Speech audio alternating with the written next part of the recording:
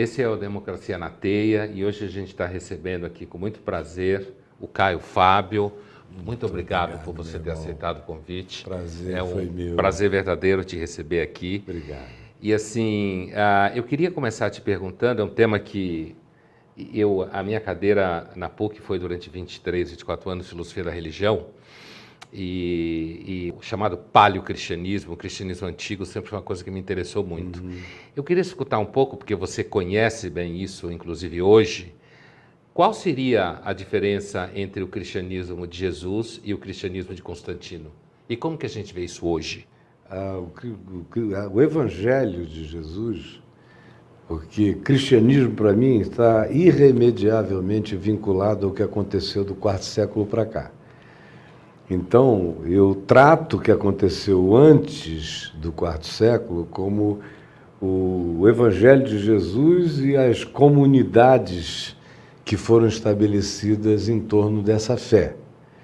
E que tiveram matizes diferentes, houve sempre participação de grupos filosóficos que se fascinavam com a figura de Jesus e queriam trazer Jesus e embuti-lo dentro dos seus processos filosóficos, como os gnósticos, que foram os mais intensos no fazer isto, mas ainda assim tinha uma linha e tinha um espírito de simplicidade, de solidariedade, de compaixão, de resistência ao poder romano, a uma tentativa de manter a singeleza de Jesus no processo, com variáveis de compreensão e interpretação e de hermenêuticas diferentes, mas você tinha esse eixo de simplicidade até chegar ao quarto século,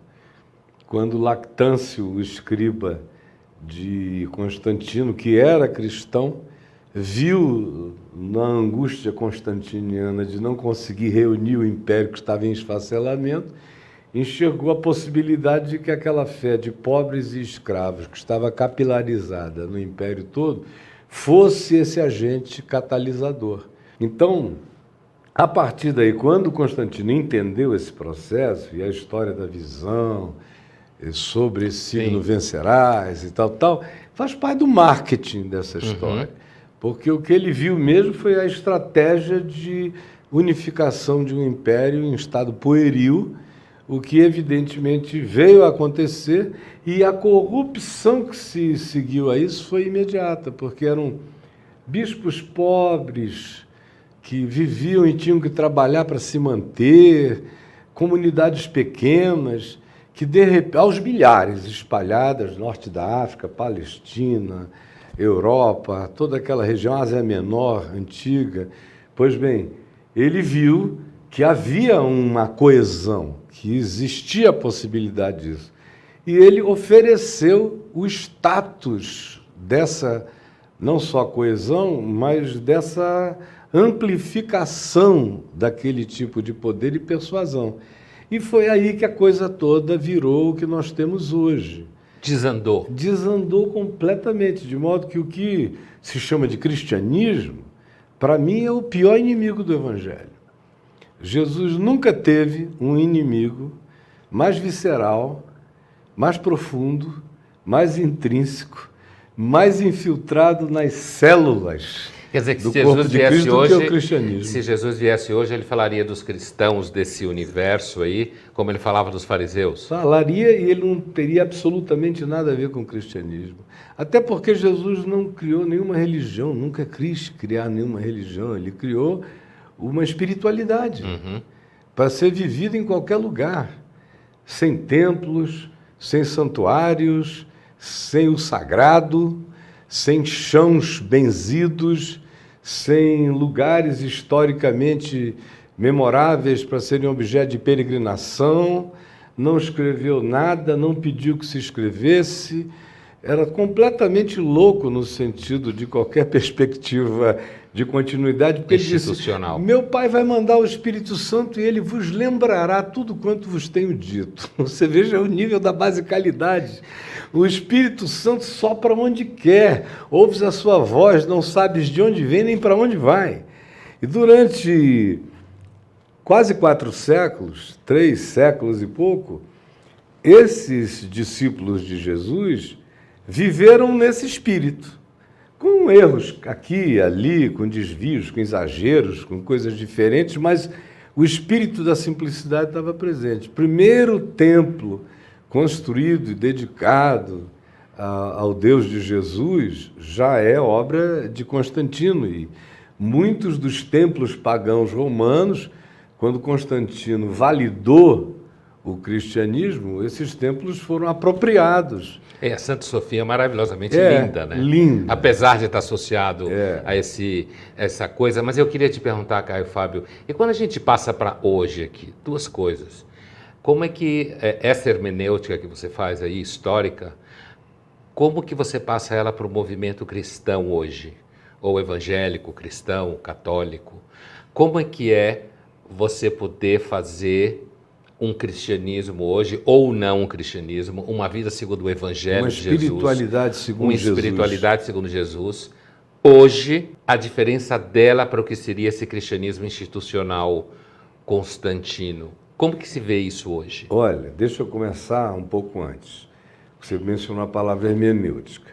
Eu digo há muitos anos que a grande confusão do cristianismo, como ele foi a criação da Bíblia. Foi pegar o Velho Testamento dos judeus e juntar com uma coletânea de 4 evangelhos, que, a meu ver, foram razoavelmente bem escolhidos para retratar coerentemente a vida de Jesus. Um fala de Jesus para o outro de uma maneira coerente, mas o imperador Constantino deu a eles a possibilidade de reunirem essa coletânea, essa biblioteca, Biblos, incluindo os livros que eles escolheram do Velho Testamento. Só que isso criou uma leitura esquizofrênica, porque o que se ensina no Velho Testamento não tem praticamente, absolutamente nada a ver com o que Jesus ensinou, praticou, gestuou e disse que era. Então, para mim, se o sujeito quiser ficar agarrado com o texto inteiro da Bíblia, ele deve e pode ler o Velho Testamento, mas se ele não tiver Jesus como chave hermenêutica para ler o Velho Testamento, saem as maiores barbaridades daí.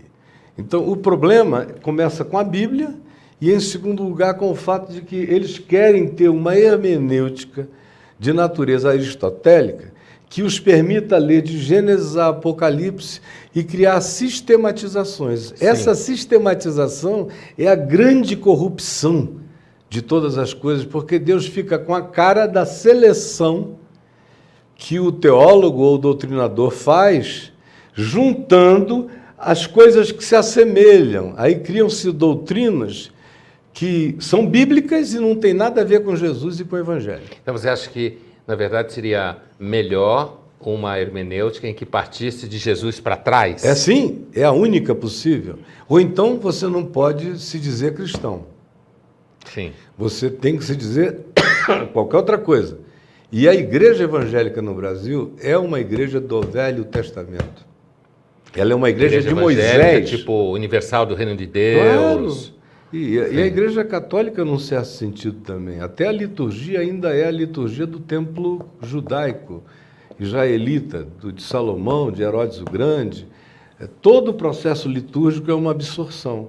Então você acha que eles atenuam a ruptura que Jesus faz? Ah, totalmente. Eles não só atenuam, mas eles eliminam, eles acabam.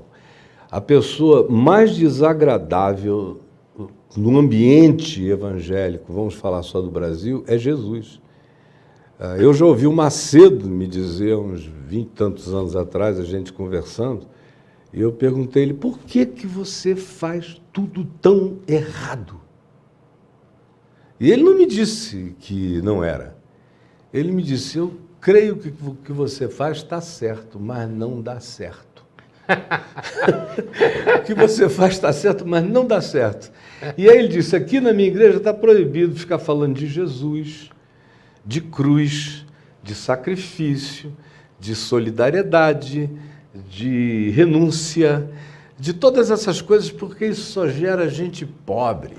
Então, Caio Fábio, você falava da Jesus de certa forma, mal-vindo no ambiente evangélico do estilo universal e outras. Em quase todas as denominações. Assim, a impressão que eu tenho, às vezes, é de que, no caso, por exemplo, da Universal e de toda a construção do templo, existe uma espécie de busca do caráter mágico do Velho Testamento. O Deus do Velho Testamento é um Deus que opera mágicas, assim, e grandiloquentes. Pela mecânica da barganha. E você tem, assim, para o sol, para tomar Jericó, você tem a história da travessia do Mar Vermelho e tal. Jesus, no sentido que haveria uma espiritualidade, baixa institucionalidade, como você descrevia, o movimento de Cristo visto dessa forma, ele não seria condenado a ser pobre materialmente? Absolutamente, completamente pobre. Isso é um problema, digamos assim, para o mundo em que a gente vive. Para o mundo que a gente vive. E quem faz a escolha de andar com Jesus tem que aceitar essa ruptura. Não dá para servir a Mamon e a Deus, foi o que Jesus disse. Então Jesus deixou muito claro que o Filho do Homem não tinha onde reclinar a cabeça. O poder que ele daria não seria poder do status quo, nem de qualquer política de qualquer natureza, era o poder que emanava do interior, da resplandecência da vida, do amor, da sinceridade, da justiça do reino de Deus, que transcendia em muito a dos escribas e fariseus e a do Império Romano. Então, as pessoas estavam sendo chamadas, aquelas que iam crendo, não para se alienarem, porque Jesus disse, por outro lado, vós sois o sal da terra, mas para se diluírem na sociedade humana. Mas assim, os seres humanos normalmente sendo uma espiritualidade, então não dá poder. Sim, mas os seres humanos em geral, quando você estuda a antropologia da religião em geral, não só no campo cristão, há sempre uma busca por parte do homo religiosos, como falava o Mircea Eliade, uma espécie de teologia retributiva, quer dizer, que alguns podem chamar de barganha, quer dizer, eu faço isso, em troca Deus me dá aquilo. E essa lógica retributiva aparece até no mecanismo kármico. Eu sou mal aqui, crio um karma, sofro lá, e o contrário é a mesma coisa. Opera, de alguma forma, a lógica retributiva nessa forma de espiritualidade cristã ou não? Do cristianismo. Do que você fala do cristianismo verdadeiro. Do cristianismo verdadeiro, não. Não. Porque está tudo baseado em graça. Então. Em graça. Graça, favor e merecido. Só que essa graça, favor e merecido, ela é transformadora. Se você entende que existir é graça, que o universo é graça, porque é criado ex nihilo, logo é trazido do nada, ele não tem mérito fenomenológico para existir, tudo é graça. Mas essa graça tem que frutificar. Como ela é graça que se derrama sobre mim, mas ela não é um conceito, ela é entendida como espírito, vida. Ela produz transformação, e essa transformação é frutificante em todos os sentidos. Mas não há uma barganha, porque o princípio da barganha é quebrado já na ideia e na certeza de que, se vem de Deus, não pode ter sido porque o meu mérito trabalhou nesse processo. E não é uma eleição para alguns, é um derrame extravagante de bondade para todo mundo, em qualquer lugar.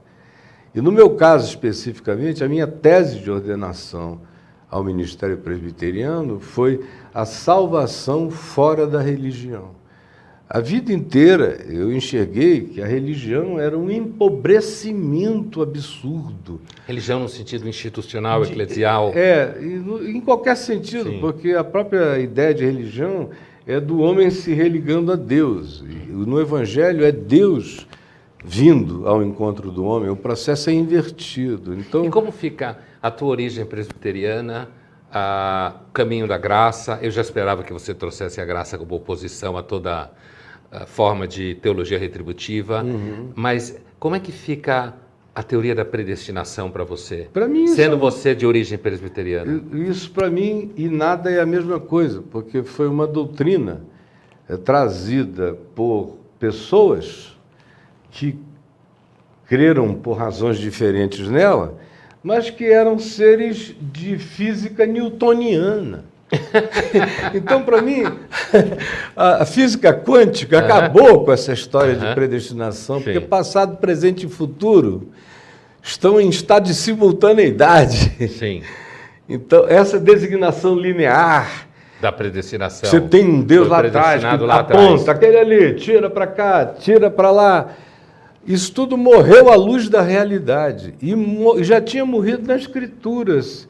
Como Jesus disse quando os fariseus perguntaram a ele aquela pergunta cretina, eles que não criam em nada transcendente, os saduceus, não criam em nada transcendente, vieram com aquela história.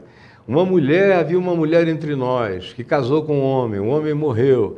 A lei de Moisés diz que o irmão tem que assumir essa mulher para suscitar descendência. E assim eram 7 irmãos, ela casou com os 7, os 7 morreram. Na ressurreição dos mortos, ou na transcendência, ou na outra dimensão, de quem ela será mulher? Aí Jesus disse, vocês erram tanto, não conhecendo nem a Escritura, nem o poder de Deus. Nessa outra dimensão, a animalidade não tem essa perspectiva, é um estado de transcendência para além do animal, do casar, do dar-se em casamento, do processo evolutivo. Dessa matemática, desse instinto de posse. Tudo isso faz parte do que não será.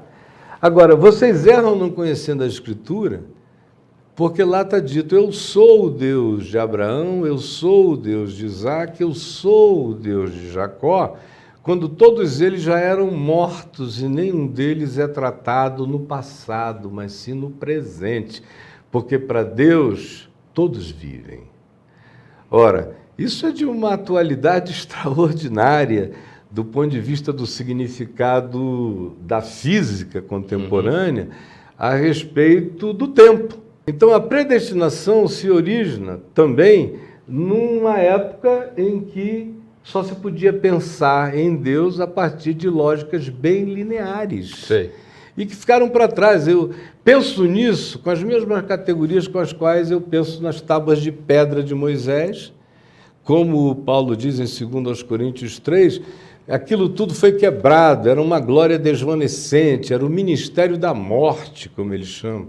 Agora, as coisas estão sendo escritas nas nossas consciências, é uma espiritualidade, é um novo significado, não está fora, está gravado dentro, tem que estar gravado dentro. Então, eu comparo isso assim, porque eu também leio Paulo tendo Jesus como chave hermenêutica. Eu não uso Jesus como chave hermenêutica só para ler o Velho Testamento. Sei, mas eu leio Paulo a partir de Jesus, então se Paulo passa pelo critério de Jesus, fica. Se Paulo não passa pelo critério de Jesus, para mim sai. Ele vira, de alguma forma, constantiniano. Assim. De modo que Jesus é chave hermenêutica, nesse meu olhar, para tudo. Não só para ler a Escritura, mas para olhar e examinar a vida. E tudo fica tão absolutamente conectado. Quanto mais a ciência cresce, para mim, mais o Evangelho se rejuvenesce e se reatualiza dia a dia. Então você acha que em algum momento a ciência marcha... Estou pensando que na Idade Média você tem, num dado momento, uma grande polêmica entre aqueles que seguem Aristóteles e aqueles que acham que o Aristóteles vai, de alguma forma, esculhambar a recepção do cristianismo no mundo latino. Então tem aquela polêmica da chamada dupla verdade. Então, a Tomás de Aquino, na direção da Igreja Católica, vai dizer que não, é uma verdade só, seguindo Agostinho, porque é um Deus único, e outros, como o próprio Brabant, filósofo aristotélico, vai dizer não, talvez exista a verdade do intelecto e a verdade da fé. Então você acha, Caio, que em algum momento ciência e fé se encontram? Acho que portanto, Agostinho tinha razão, a verdade só? Eu acho que doutrina e ciência não se encontram. Mas fé e ciência não se separam. Sim. Se você entra para fazer uma tentativa de conciliação da ciência com os dogmas da religião, aí então esse é um projeto que já nasceu morto, porque ambos os ambientes são dogmáticos, o da religião bastante, o da ciência nem tanto, mas também um pouco. Agora, o que eu vejo que é inevitável, e é uma verdade só, porque se há Deus e Deus criou todos os universos e dimensões possíveis, isso tudo tem que ser coerente com o ensino de Jesus. Não dá para ter uma esquizofrenia de nenhum nível. Tem que haver uma unidade crescente. E o que eu vejo é o seguinte, é que a ciência está evoluindo espiritualmente muito mais do que a religião.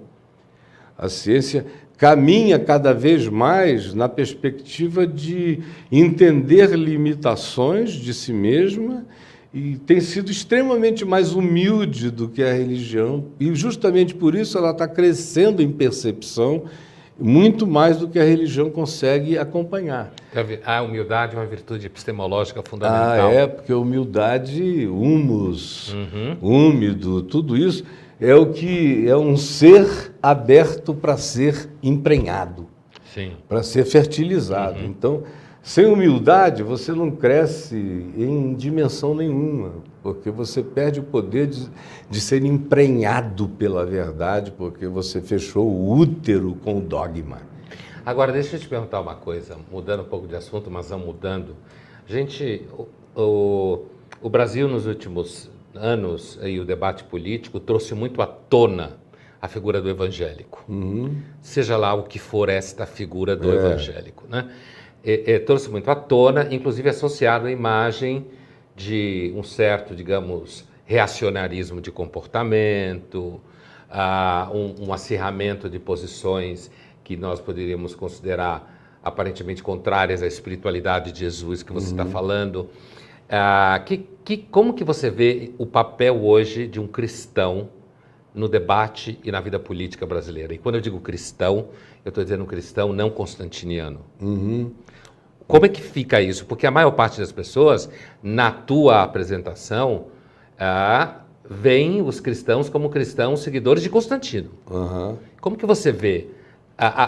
Como que você enfrenta o preconceito contra o evangélico hoje no Brasil? Olha, eu criei, eu digo eu, com alguns amigos, mas eu estava à frente e fui o propeller principal do processo, a Associação Evangélica Brasileira em 1991. Por causa disso, os evangélicos não tinham um centro de convergência, completamente pulverizados. O que não fosse cristão nem espírita era evangélico por exclusão já. E o Macedo já tinha surgido e feito muitos filhotes disso que está aí.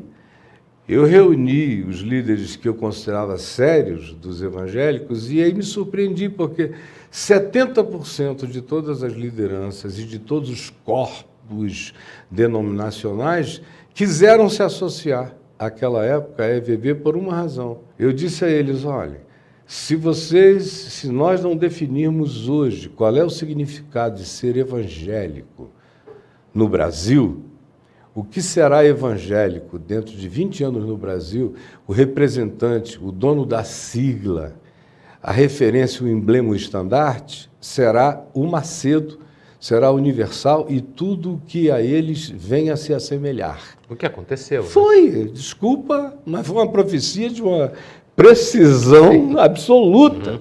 Quando eu vi, em 1998, aliás, em 94, o Macedo fez coisas horrorosas, era aquele escândalo, e todo dia era uma pocilga a respeito dos evangélicos sendo divulgada.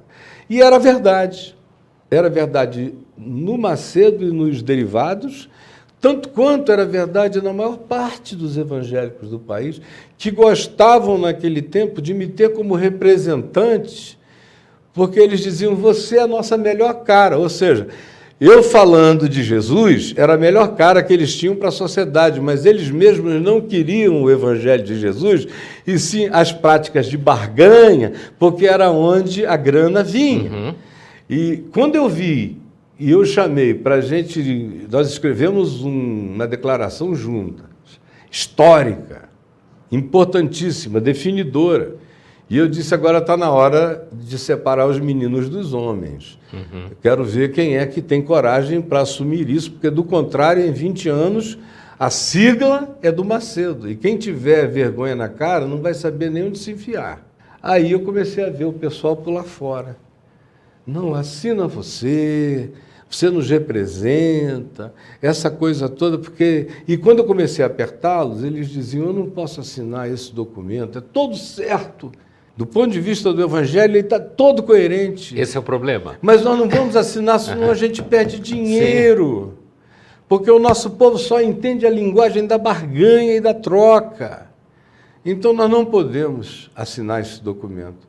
Foi quando eu decidi que eu iria deixar o movimento evangélico, que com efeito aconteceu em 98, para eu poder ser evangélico segundo o Evangelho de Jesus, e também tirar o conforto deles. Porque enquanto eu estava dentro daquilo, era uma convergência total para todos os grupos, o que dava um conforto enorme, porque para fora eu apresentava a cara do Evangelho de Jesus, enquanto para dentro eles viviam no espírito da barganha. Quando eu rompi, em 98, foi com essa consciência também, de que a única, melhor e possível coisa que eu pudesse fazer na minha geração, neste país, era ser um evangélico segundo o Evangelho, rompido com o processo corruptor do Evangelho constantiniano praticado no Brasil. E você acha que funcionou? Não vai... Não para você, pessoa, mas funcionou em termos do combate à marca evangélica. A marca evangélica vai continuar... universal. Vai continuar crescendo, é um McDonald's, é um Burger King, é um negócio desse. Mac Jesus. É, Mac Jesus. Vai continuar crescendo, porque a estupidez não cessa, não é? Então, cada vez tem gente nascendo para ser estupidificada nesse processo. Mas o que eu estou fazendo não visa essa geração, eu estou trabalhando para os meus netos, eu estou trabalhando lá para frente. Vai chegar uma hora, e num certo sentido já chegou, em que todos os filhos e netos dessa pastorada que lidera essa coisa toda, eles me assistem todo dia, recorrem a mim todo dia, eles estão aprendendo uma outra espiritualidade porque eles não aguentam mais. Quase toda família de pastor tem um gay, tem uma filha lésbica, que são esmagados lá dentro no evangelicalismo constantiniano. Sim. E no Evangelho de Jesus são acolhidos. Então, vai ser, à medida em que o tabu for rompido de dentro para fora, pela eclosão dessas novas gerações, haverá muito mais gente, como tem havido crescentemente, gente procurando o Evangelho primitivo de Jesus. Você veja que a segunda maior denominação do Brasil hoje, a primeira é a Assembleia de Deus, Convenção Geral, a segunda são o que os evangélicos chamam de os desigrejados. Sei. Que são mais ou menos 16 a 17 milhões de gente que saiu das igrejas, mas continua mantendo a fé, e eu pastoreio a maioria dessas pessoas. E o caminho da graça é isso. O caminho da graça caso desse... É uma alternativa para as pessoas irem, embora eu não chame ninguém para o caminho da graça, porque o caminho da graça é pequeno demais para lidar com essa multidão toda que já existe e virá. Eu estou estimulando todos os dias essas pessoas a começarem o que eu chamo de reuniões singelas do Evangelho, que são reuniões em casa, famílias, comunhão, vínculo, para a origem, para a simplicidade de Jesus. Se o Evangelho não carrega o poder espiritual e a simplicidade de Jesus, ele não serve para nada, como Jesus disse. Se o sal não se dissolver, o problema do cristianismo é que ele não quer se dissolver. E Jesus disse que o que fosse igreja dele teria que se dissolver como sal. E ele foi claro, quando ele disse, o sal no sal para nada presta, senão para criar um monturo. Um monturo. Então o cristianismo é um monturo desse sal. E a verdadeira espiritualidade é o que não se vê. são aqueles que vão se dissolvendo na sociedade. Então, deixa eu voltar para a resposta política. Eu conheço e vejo e estimulo alguns indivíduos a entrarem na política sem nome, sem bandeira, sem signo de nenhuma natureza religiosa, para carregarem essa espiritualidade e tentarem se dissolver no ambiente político. E aí, sem partidarismos de nenhuma natureza, eu acho que na política brasileira atual, a pessoa que melhor representa esse espírito é a Marina Silva, que é uma cristã, é minha vizinha, minha amiga, eu sei de quem eu estou falando, não é uma estranha de mídia para mim, é uma pessoa com quem eu oro. E é uma pessoa que tenta viver essa espiritualidade, se diluindo em todas as correntes da sociedade. Quem designa a Marina como evangélica toda hora é a mídia ou os inimigos dela, porque ela mesma não faz essa apresentação com nenhuma ênfase. E toda vez que ela menciona, eu digo, olha, não faz isso não, porque está trabalhando mais contra ti do que a favor. Porque os evangélicos institucionais, constantinianos, nunca vão te aceitar. Nunca. Por mais que você seja da Assembleia de Deus, você é uma pessoa que está traindo a causa das banalidades dogmatizadas pela religião. Você trai. Você está interessado no mundo, no planeta, em meio ambiente, em sustentabilidade, em qualidade de vida, em melhorar indiscriminadamente tudo. Você não se põe nunca como despachante da religião em nenhuma perspectiva para cuidar dessas causas prioritárias. Isso não existe para você. A prioridade é a causa humana. Então você nunca vai ser entendida por essa geração. O público que vai gostar de ti provavelmente já vai te ver idosa demais para poder participar do processo, mas esse não é um tempo para você. Nesse tempo você tem que se assumir como uma profetisa, uma profeta daquilo que não será entendido agora, só será compreendido depois. Então, você acha que a gente pode chegar numa era como essa mais para frente? Eu acho que nunca... Uma visão escatológica da história. Nunca sem a presença do cristianismo constantiniano ou do islamismo radical. Constantiniano, de alguma forma. Constantiniano também. A gente não vai se ver livre disso. Essa coisa, como eu disse, tem sempre gente nascendo para manter viva. E que precisa dessa mecânica básica e barganhenta. Mas quanto mais o mundo evolua, quanto mais ateus houver no mundo, melhor para o Evangelho. Melhor para o Evangelho. Porque, na realidade, Deus não existe. Deus é. Então, Deus não está aberto, Deus não é matéria de discussão de nenhuma natureza, de constatação, de palpabilidades, de demonstrações, de nada. Então, ele não existe, porque ele não está, em momento algum, em lugar nenhum, para ser provado, demonstrado ou apresentado. Então, quanto mais, por exemplo, o mundo quântico se desenvolva, mais as pessoas entendem o não existente que é. Agora, a religião é toda newtoniana, nas suas palpabilidades, nas suas obviedades, no universo fixo, no que não muda. E o Evangelho é extremamente quântico, está em movimento. Eu, quando estudo mecânica quântica, física quântica, eu me deleito, porque parece que eu estou lendo um texto do Evangelho, com a espiritualidade do Evangelho. E o Evangelho diz que Deus não está nem aí para ateu, para se preocupar com ateísmo. Deus quer saber se o ateu dá fruto de amor, de bondade, de justiça, de verdade, de humanidade. Esse é o homem criado para ser de Deus. Mesmo que ele não confesse o nome de Deus, ele confessa Deus na existência dele pelas práticas dele. A religião é que quer que o cara assine um papel e diga, Deus existe. Deus não existe. Não assine o papel. Deus Obrigado, Caio. Foi um prazer te escutar. Um prazer meu. Eu espero Muito que a bom. gente se encontre muitas outras vezes. A gente vai se encontrar. Obrigado. Amém. Obrigado. Vamos retomar daí. Peraí. Adorei essa história do ateísmo final aí.